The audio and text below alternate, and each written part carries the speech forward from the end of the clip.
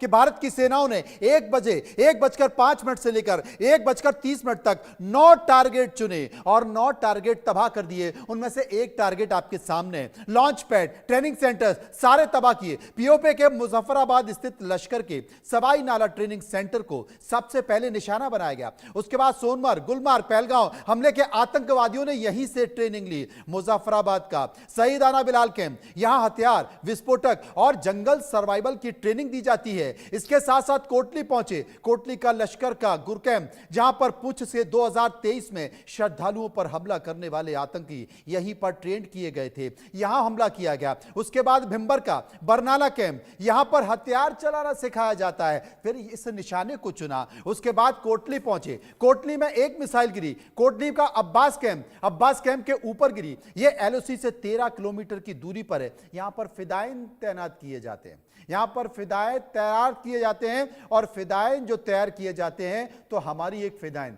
यहां भी चली गई, इसे भी उड़ा दिया।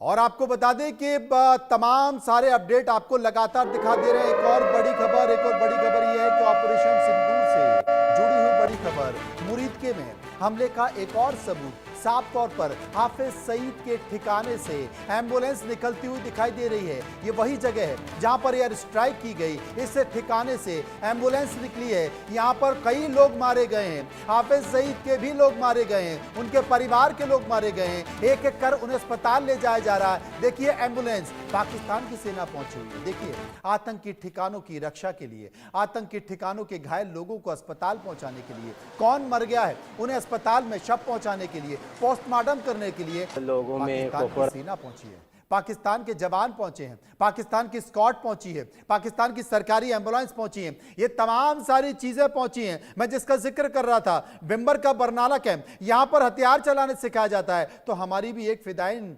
फिदाइन मिसाइल यहां भी चली गई और यहां पर इस पूरे इलाके को उड़ा दिया। कोटली का जिक्र कर रहा था, इसे भी तबाह कर दिया। सियालकोट का सरजल कैंप, मार्च 2025 में पुलिस जवानों की हत्या के आतंकवादियों को यहीं पर ट्रेंड किया जाता है। सियालकोट का हिजबुल महमूरा जाया कैंप, पठानकोट हमले का प्लान यहीं पर बनाया गया। तो जहां प्लान बनाया गया उस पूरी जगह को तबाह कर दिया गया। इसके साथ साथ मुरीदके का मरकज तैयबा कैंप, अजमल कसाब और डेविड कोलमैन हेडली को यहीं पर ट्रेनिंग दी गई थी। एक और बड़ी खबर आपके लिए, एयर स्ट्राइक में लश्कर का अहम ठिकाना तबाह हुआ है। मुरीदके में मरकज तैयबा को तबाह किया गया है। लश्कर का सबसे अहम ठिकाना ऐसे ही माना जाता है। मरकज तैयबा ठिकाने में आतंकवादियों को ट्रेनिंग यहीं से मिलती थी।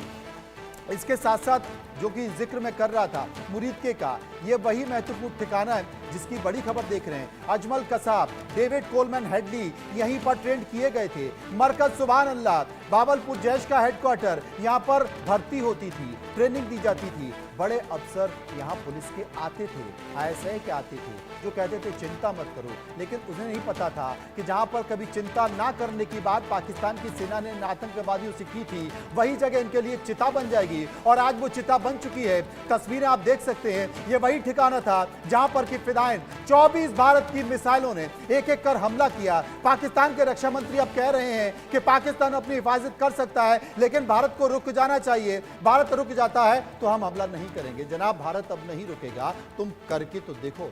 लेकिन एक बयान सुनिए। के टारगेट आपको बताना चाहूंगी। सबसे पहले सवाई नाला कैंप मुजफ्फराबाद, जो कि POJK के लाइन ऑफ कंट्रोल से 30 किलोमीटर दूर है। यह एक लश्कर तैयबा का ट्रेनिंग सेंटर था। 20 अक्टूबर 2024 सोनमर्ग, 24 अक्टूबर 24 गुलमर्ग, 22 अप्रैल 2025 पहलगाम, इन हमलों के आतंकियों ने यहीं से प्रशिक्षण लिया था।